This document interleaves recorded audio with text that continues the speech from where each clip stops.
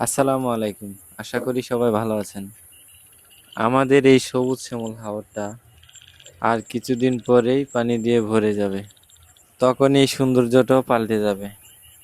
পানি আসার পরে আমি আরো সুন্দর সুন্দর নতুন নতুন ভিডিও দেওয়ার চেষ্টা করব। সবাই আমার পেজে ফলো দিয়ে রাখবেন। ওই যে দুইটা শিয়াল দেখা যাচ্ছে দেখুন। ওই যে